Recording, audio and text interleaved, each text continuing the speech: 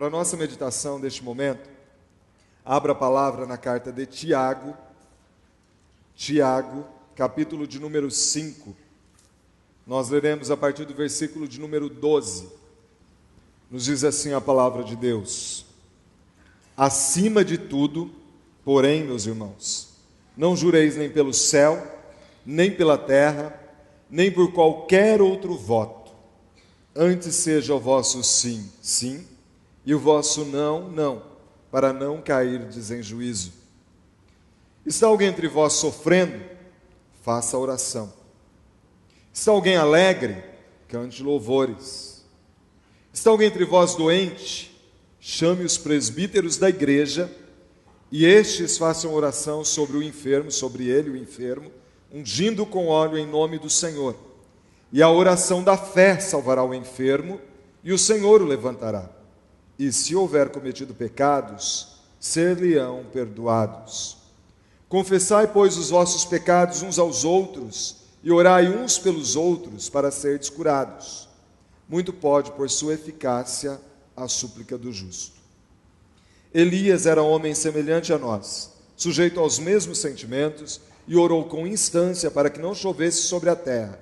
E por 3 anos e 6 meses não choveu. E orou de novo, e o céu deu chuva, e a terra fez germinar seus frutos. Meus irmãos, se algum entre vós se desviar da verdade, e alguém o converter, sabei que aquele que converte o pecador do seu caminho errado, salvará da morte a alma dele, e cobrirá a multidão de pecados. Oremos. Obrigado, Senhor, pela Tua palavra, que nos dá tantas diretrizes, para que nós possamos ter uma vida próxima do ideal. E nesta noite eu invoco aqui o Teu ministrar, Santo Espírito. Que o Senhor venha desvendar os nossos olhos, para que nós possamos ver o projeto do Senhor para as nossas vidas, de acordo com esse texto. Abre os nossos ouvidos, para que nós possamos ter a Tua instrução, Teu direcionamento. E como o próprio autor, Tiago, disse, que nós não sejamos apenas ouvintes, mas sejamos também praticantes desta palavra.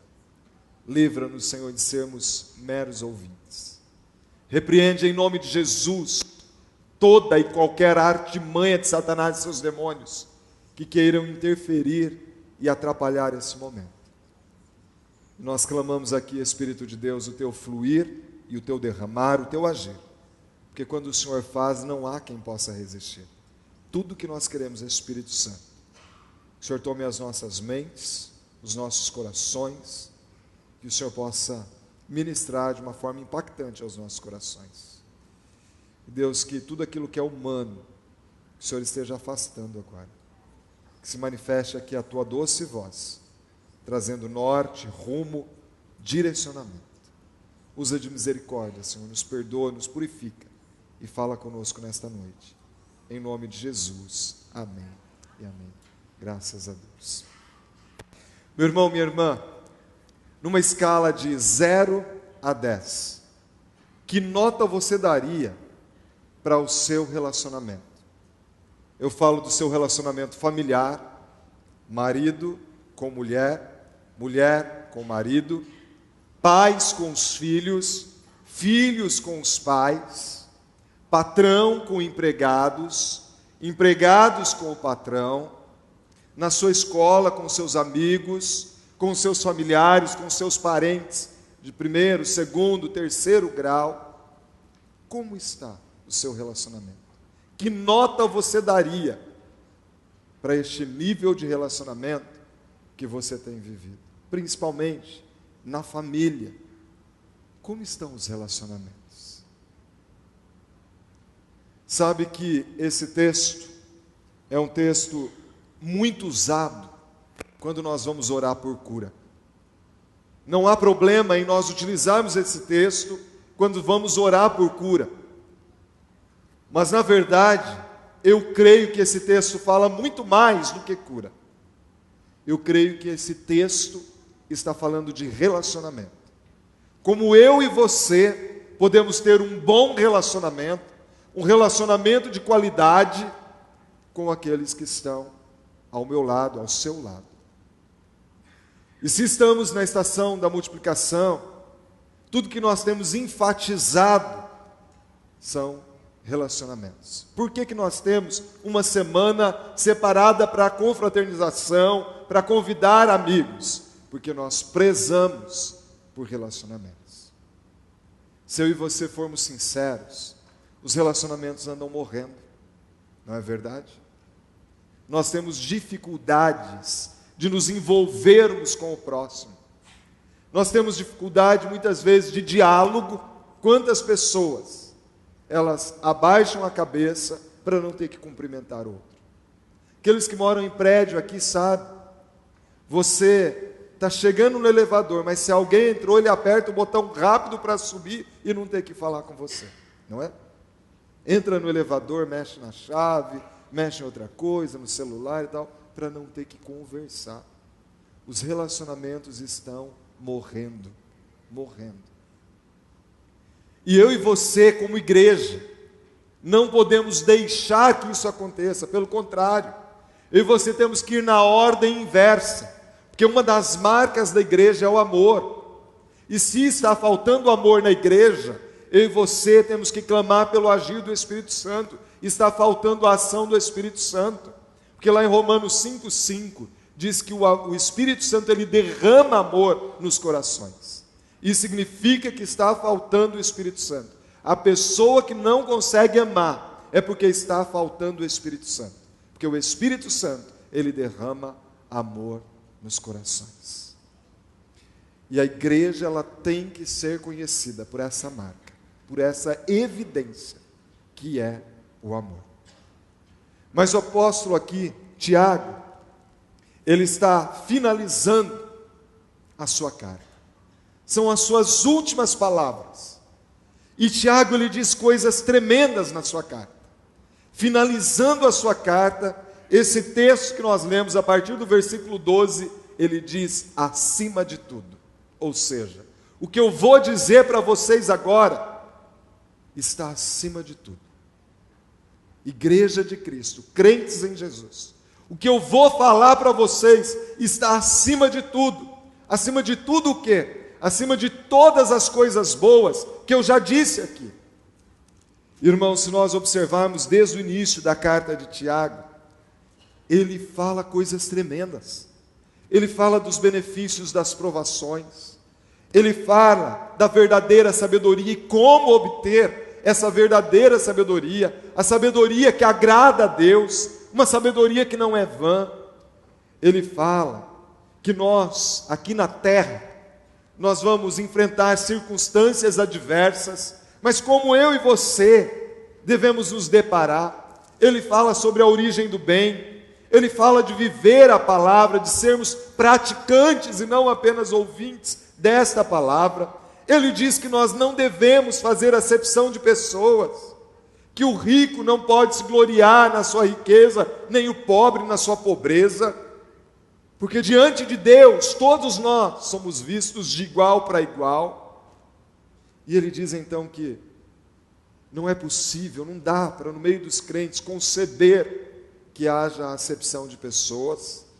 Ele fala da língua, ele fala, olha, a língua é um pequeno órgão, e se gaba de realizar grandes coisas, pequeno órgão, capaz de pôr fogo numa floresta inteira, e é mesmo, gente, uma fofoca, um negocinho assim, pode virar um estardalhaço terrível, que acaba, destrói, e para você tentar consertar aquela situação, é algo terrível. Ele fala como é possível refrear a língua. Ele fala de uma só boca não pode sair bênção e maldição. Espera aí, como que uma hora você está lá adorando a Deus e daqui a pouco você está maldizendo o irmão? Isso não pode acontecer. No capítulo 13 ele fala sobre isso. Acaso pode de uma mesma fonte jorrar água doce e água amarga? Não tem jeito, é impossível. Ou você age como cristão ou você não é cristão. Em outras palavras é o que ele está dizendo. Ele fala sobre a origem das contendas, as riquezas que são mal empregadas. E aí aqui ele está finalizando a sua carta. Depois de dizer tanta coisa boa, ele fala, acima de tudo. O que é acima de tudo na visão de Tiago? Nós veremos aqui pelo menos 4 verdades daquilo que está acima de tudo, para que eu e você tenhamos um bom relacionamento com o nosso próximo. Eu creio que aqueles que se casaram, não se casaram para viver em contendas, casaram para ter bom relacionamento, não é? Os filhos querem ter bons relacionamentos com os pais. Os pais desejam ter bons relacionamentos com os filhos.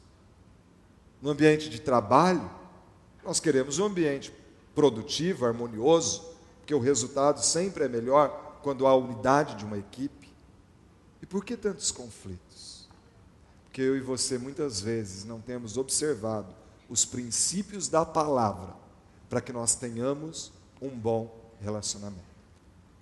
E aí Tiago aqui inicia esse texto que nós lemos, dizendo: acima de tudo, porém, meus irmãos, não jureis nem pelo céu, nem pela terra, nem por qualquer outro voto, antes seja o vosso sim, sim, e o vosso não, não, para não cairdes em juízo. O que Tiago está dizendo? Que eu e você precisamos tomar cuidado com a nossa palavra. Um primeiro nível de relacionamento, ele se dá na palavra. Você chega perto de uma pessoa, você não a conhece, às vezes num ambiente comercial, num caixa de mercado, num caixa de banco, você está ali, uma pessoa à frente, outra atrás, e você começa a trocar algumas palavras. Em pouco tempo, você tem algum conhecimento daquela pessoa próxima a você, com esse primeiro contato verbal. E ele diz aqui: olha, não jurem nem pelo céu, nem pela terra, nem por qualquer outro voto, antes seja o vosso sim, sim, e o vosso não, não, para não cairdes em juízo. O que ele está dizendo? Que a minha palavra, a sua palavra, tem que ser uma palavra confiável. Se eu disse sim, se eu prometi, eu devo cumprir. Devo mover céus e terra, mas eu devo honrar a palavra, ou no mínimo voltar para renegociar, não é? Mas se eu prometi, eu devo cumprir. Seja o vosso sim, sim, e o vosso não, não. Tiago não está sendo radical aqui não.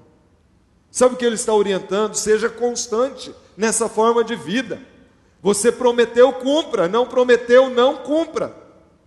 Porque nenhum nem outro são confiáveis. A pessoa que prometeu alguma coisa para você e não cumpriu,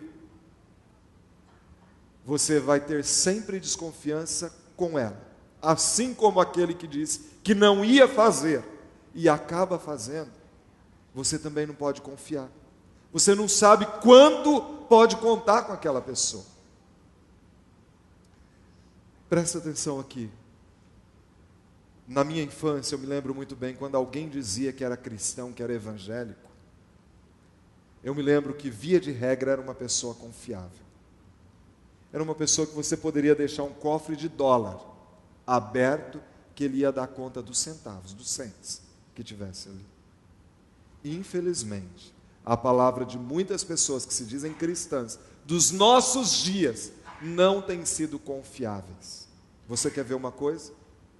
Há muitas pessoas que um dia se casaram e diante de Deus, porque Deus estava presente lá, Ele foi testemunha, Ele prometeu fidelidade ao seu cônjuge, ela prometeu, na alegria e na tristeza, na riqueza e na pobreza, na saúde e na enfermidade. Palavra que não foi confiável, porque não foi cumprida. E quando eu falo isso aqui, não é para jogar um fardo maior do que você pode carregar. Mas lembra daquela mulher que foi pega em adultério? Como que Jesus falou para ela? Vai e não peques mais. Muda a tua vida. Vai daqui para frente. Tem uma palavra confiável. Quantas pessoas compram e dizem que vão pagar e não pagam, e nem voltam para dar satisfação, nem para renegociar. palavra que não é confiável. Sabe o que isso dá margem? Para que eu e você sejamos julgados. Seja o vosso sim, sim, o vosso não, não. Para quê? Para não cair em juízo. Porque daí as pessoas vão ter que julgar. Elas vão dizer, eu não posso confiar. Se você é uma pessoa daquelas que precisa de muitas testemunhas, talvez o caráter seja duvidoso. Porque quando uma pessoa, seu caráter é duvidoso, ele precisa chamar. Vem aqui, fulano, você vai ser testemunha agora do que eu estou prometendo para ele ou para ela. Não estou nem falando de negociações que naturalmente precisam de testemunhas, não é isso. É o dia a dia. Precisa de testemunho. Prometeu tantas vezes e não cumpriu, que caiu no descrédito. Se a minha palavra, a sua palavra, não tem sido confiável, eu e você então precisamos voltar para esta palavra, que é a palavra de Deus. Porque ela nos orienta sobre como eu e você devemos agir. A palavra de Deus em Provérbios 10, 19 diz que no muito falar não falta transgressão, mas o que modera os lábios é prudente. Sabe por que Tiago está falando do cuidado com a palavra?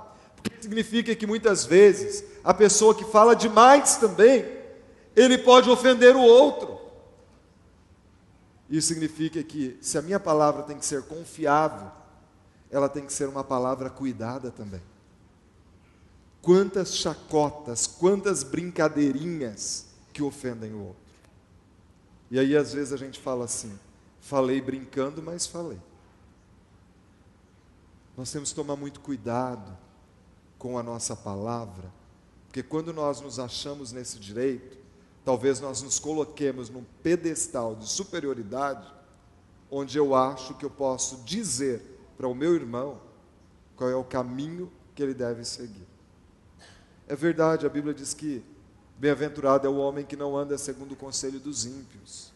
Então, mas é se ele vier pedir conselho, ou se eu tiver uma condição de discipular, estou caminhando com essa pessoa, dá essa palavra de conselho. Palavra deve ser como maçãs de ouro em salva de prata. Você já pensou uma fruteira feita de prata e as maçãs de ouro? Quanto de ouro não é necessário? Quanto de prata? Isso significa que é algo que é valioso. O ouro é um metal nobre, a prata também. Prata e ouro. A palavra do cristão deve ser assim, como maçãs de ouro em salva de prata.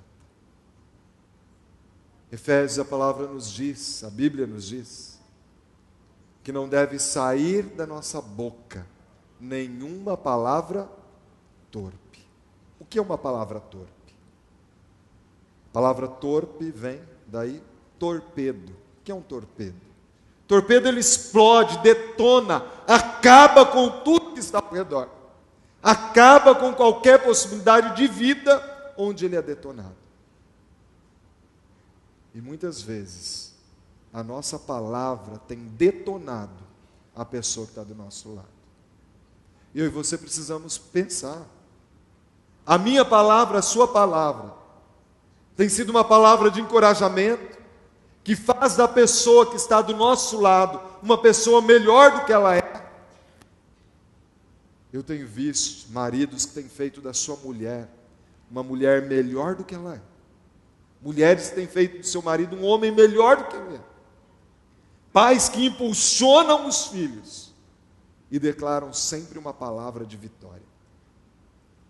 Mas tenho visto muita gente que tem dado brecha para o diabo, para cirandar e destruir, porque ele amaldiçoa, lança praga sobre a mulher, sobre o marido, sobre filhos, sobre os pais, sobre parentes, e daí não entende, porque que às vezes a vida está caótica. De uma só boca procede bênção e maldição. Meus irmãos, não pode ser assim. Não pode ser assim. A minha palavra, de acordo com a Bíblia, tem que transmitir graça àqueles que me ouvem. O que é graça? Se eu trago um presente e eu dou a você, você fala, pastor, quanto eu pago por esse presente? Eu digo, é de graça. A tendência é a pessoa dizer, muito obrigado. O que é um muito obrigado? Eu me sinto obrigado a retribuir a gentileza que você me fez. Quando a Bíblia diz que a minha palavra, a sua palavra, devem transmitir graça àquele que nos ouvir, é que a pessoa que nos ouve, ela tem que ter essa sensação de que ficou devendo a obrigação, porque transmitiu graça. Então, para Tiago, o que é isso? O que está acima de tudo aqui? O cuidado com a palavra. Porque se eu e você não tomarmos cuidado com a nossa palavra, nós vamos destruir aqueles que estão ao nosso redor. Mas a nossa palavra também pode encorajar. Pode encorajar.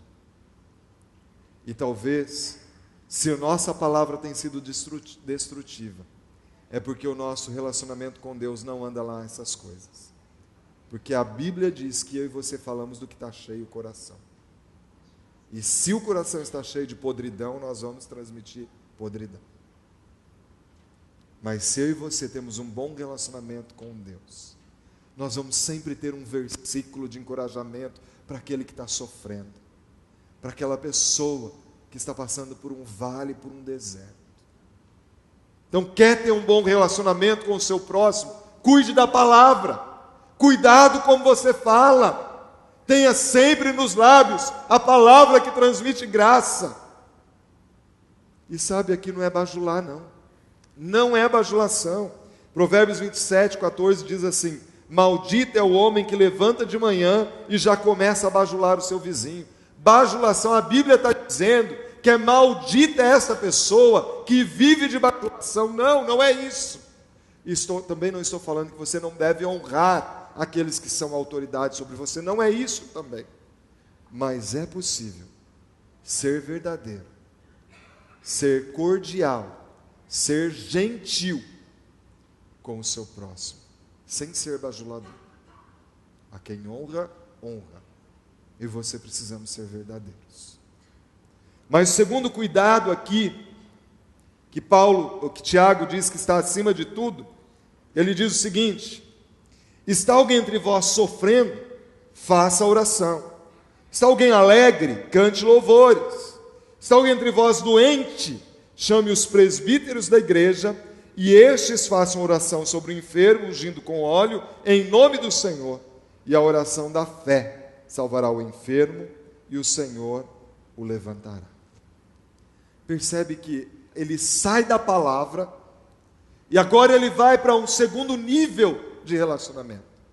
Parece que vai se tornando um pouquinho mais intenso, porque além do cuidado com a palavra, ele diz, olha, é necessário sentir as alegrias e as tristezas do próximo.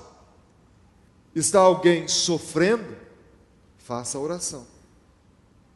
E sabe, irmãos e irmãs, se eu e você nos depararmos em qualquer lugar, em qualquer situação, com alguém que está sofrendo, eu e você precisamos orar por essa pessoa. Ou por qualquer motivo que alguém falou, estou precisando de oração. Onde você estiver. Todas as vezes que eu souber que alguém precisa de uma oração, uma situação, tem que ser natural para todo e qualquer cristão. Não é para o pastor, não é para o líder da célula, não é para o presbítero, não é para líder de ministério nenhum. Todos nós. Vamos orar aqui agora? Porque Jesus diz, olha, aquele que me negar diante dos homens, eu vou negá-lo diante de Deus.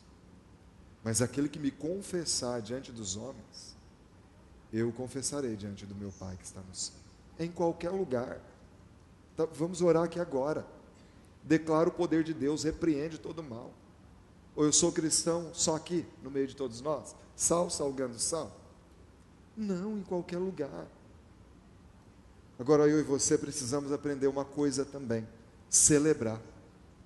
Porque nós temos a tendência de ser solidários com os que sofrem. Não é? Ótimo, devemos ser solidários com os que sofrem. Mas já perceberam quando há conquista? Quando alguém constrói uma casa nova, ou compra uma casa nova, ou trocou o carro, o filho se casou, foi aprovado no vestibular, nasceu o netinho, nasceu o filhinho. As pessoas, ao invés de celebrar, têm a tendência de criticar. Sabe aquela história? Não sei não, hein? Será de onde está saindo tanto dinheiro? Trocou o carro, trocou a casa, fez todos os móveis, encomendou tudo, você imagina. Você viu o lustre? Você viu? Olha, começa todo mundo criticar. Talvez o irmão tenha sido fiel a Deus, fiel nos dízimos e nas ofertas, pagado um alto preço, às vezes madrugadas em oração, trabalha de manhã, à tarde, à noite. Uma pessoa íntegra, justa, que não negocia princípios. Deus está abençoando. E aí, a gente não celebra as alegrias. Irmãos e irmãs, nós temos que sofrer sim com aquele que sofre. Mas nós também devemos nos alegrar com aqueles que se alegram. Então, quando você vir um irmão com um carro novo, fala: irmão, que bênção, vamos orar agradecendo a Deus, vamos celebrar, vamos festejar. Eu quero ir lá na tua casa para louvar ao Senhor pelo presente que Ele te deu. Vamos celebrar. É isso que Tiago está dizendo. Acima de tudo, é o cuidado com a palavra, mas também se envolver, nos envolver. Marido e mulher, vocês não são concorrentes entre si, viu? São aliados. Tem marido que quando a mulher conquista alguma coisa lá, ele começa a achar ruim, ou o contrário também. Aliás, eu tenho dificuldade de ver gente que é casado e administra a sua conta separada. A não ser que isso tenha sido um acordo por algum motivo. Mas isso para mim é um contrato, cada um cuidando da sua parte. A aliança são os dois tendo a mesma visão e juntando juntos para irem em frente. A conquista de um é a conquista do outro. São os nossos filhos, não o teu filho. Não é? Porque quando está conquistando, né, muitas vezes é o meu filho. Quando faz alguma coisa errada, é o teu filho. É assim? Olha o que teu filho está fazendo. Não, queridos, aliança, nós estamos juntos. O filho pode ser rebelde, mas nós estamos juntos. Essa luta é nossa, não é só tua, não. É nossa. Alegrias e tristezas. E ele diz mais aqui ainda. Ele fala assim: olha, mas se tiver alguém próximo a você doente, o que você deve fazer? Chama os presbíteros.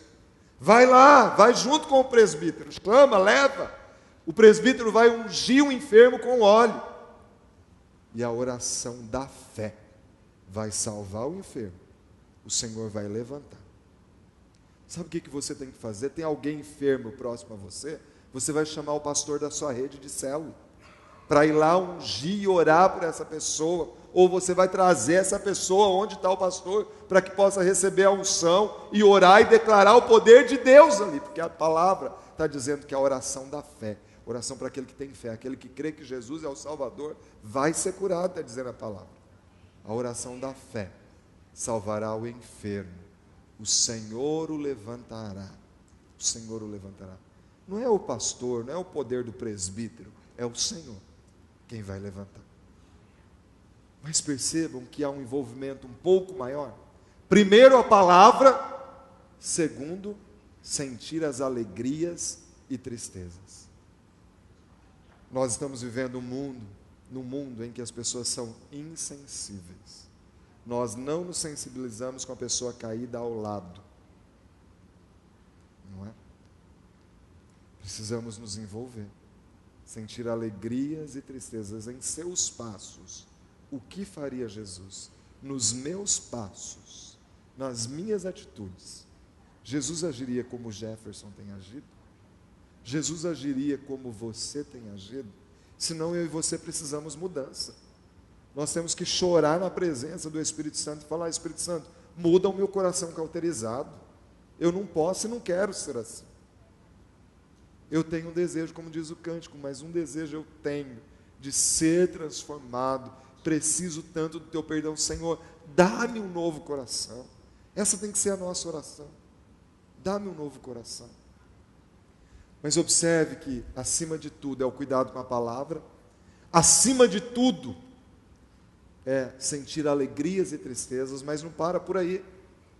Se eu e você queremos ter um bom relacionamento com o nosso próximo, ali no versículo 16, antes, a parte B do versículo 15, ele diz: e se houver cometido pecados, ser-lhe-ão perdoados. Confessai, pois, os vossos pecados uns aos outros, e orai uns pelos outros. Para quê? Para serdes curados. Aqui nós temos algo tremendo. Ele fala de confessar. O que é confessar? O que é um réu confesso? É um réu que admite que cometeu o crime. Esse é um réu confesso. Quando o texto diz, confessai os vossos pecados uns aos outros, primeiro ele diz, se houver cometido pecados, ser-lhe-ão perdoados. Mas confessai, pois, os vossos pecados uns aos outros, e orai uns pelos outros. Para quê? Para serdes curados. Tem gente que quer experimentar cura nos relacionamentos, mas nunca admite a sua falha.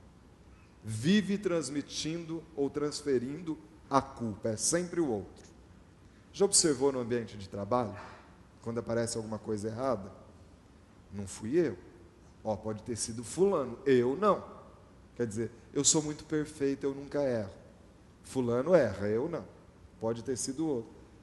Que mal teria em dizer, olha, fui eu que fiz. Está errado, eu não queria ter feito errado. Você pode me ajudar a fazer correto? Você pode me ensinar? Não se torna confiável uma pessoa dessa? Fala, olha, eu fiz errado, mas não foi porque eu quis, você pode me ajudar? Normalmente as pessoas se sensibilizam e procuram ajudar.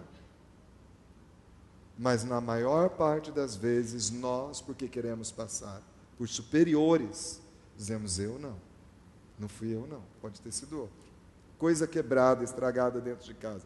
Não fui eu, né? Nunca fui eu. O texto diz, confessai, pois, os vossos pecados uns aos outros.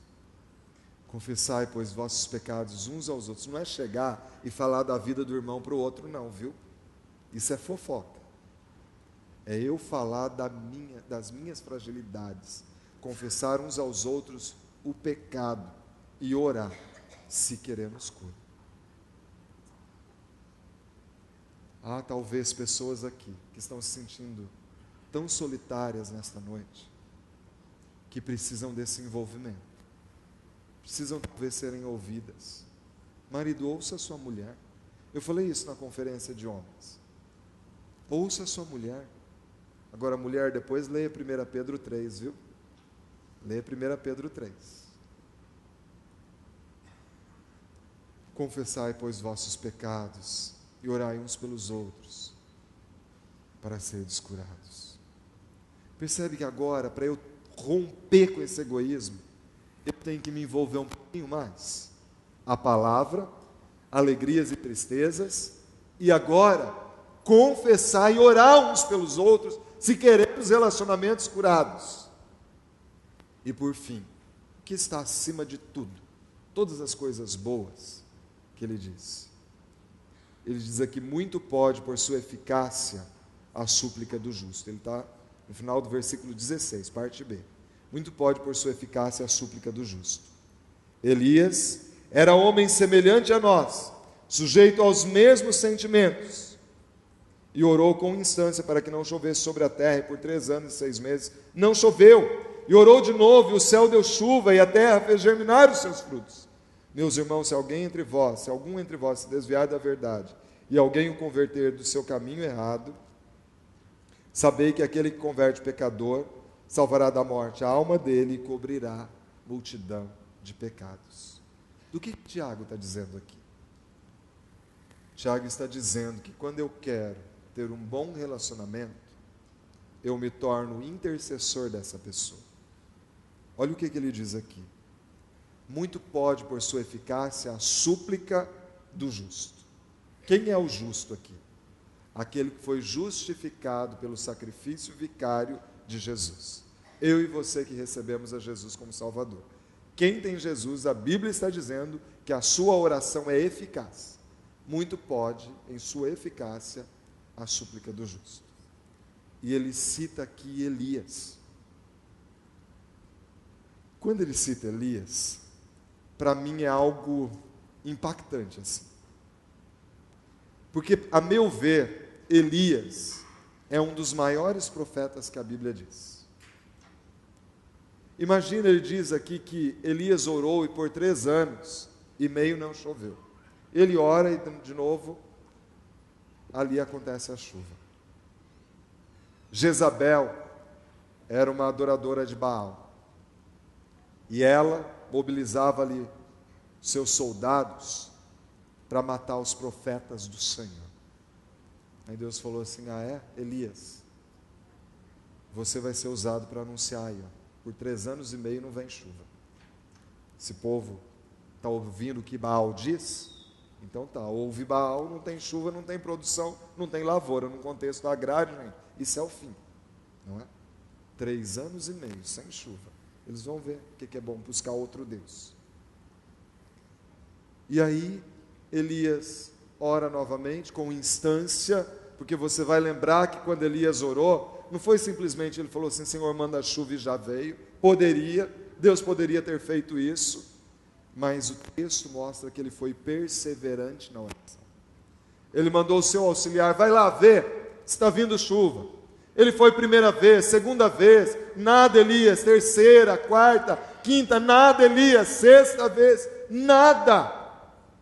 7ª vez, sobe do mar, Elias, uma nuvem do tamanho da palma da mão de um homem. Gente, 3 anos e meio sem chover. Lembra desses dias que nós ficamos aí 2 meses sem chover?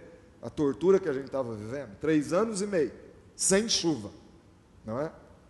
Aí ele vê o céu limpo com uma nuvenzinha do tamanho da palma da mão de um homem. E ele fala: vamos nos apressar. Vem grande chuva. Já pensaram nisso? Que fé é essa? Primeiro, a perseverança na oração. Segundo, a fé. E o texto está dizendo, meus irmãos, se vocês fizerem então como Elias, até o destino eterno de uma pessoa pode ser mudado. Porque a sua oração pode levar uma pessoa a se converter. E aí nós chegamos ao momento onde eu e você estamos vivendo, em que eu e você estamos nessa campanha de oração, cada dia, cada semana, colocando um nome novo ali, porque eu e você cremos que o destino eterno de uma pessoa pode ser mudado pela oração. Entenderam o que está acima de tudo? Se eu e você queremos ter bom relacionamento, nós precisamos cuidar da palavra, precisamos sentir alegrias e tristezas, precisamos confessar, e aí, 4º nível aqui, nos tornamos intercessores. Intercessores. Se eu e você não estamos nesse nível de nos tornarmos intercessores, nós podemos chegar lá. Esse é o nosso direcionamento. Eu encerro repetindo a pergunta que eu fiz no início. Numa escala de 0 a 10, que nota você daria para o seu relacionamento com as pessoas próximas a você? O que é possível mudar? Você pode melhorar a tua forma de falar? É possível se envolver sentindo alegrias e tristezas e também orar pelos enfermos? É possível admitir quando erra e falar: me ajuda, então eu quero ser diferente? É possível tornar intercessor? Eu creio que é. Eu quero pedir a você para se colocar em pé. Senhor, obrigado pela tua palavra, e que ela cumpra o fim que o Senhor mesmo planejou para essa noite. Quebra as cadeias, Senhor, e muda realidades nesta noite. Em nome de Jesus. Amém e amém.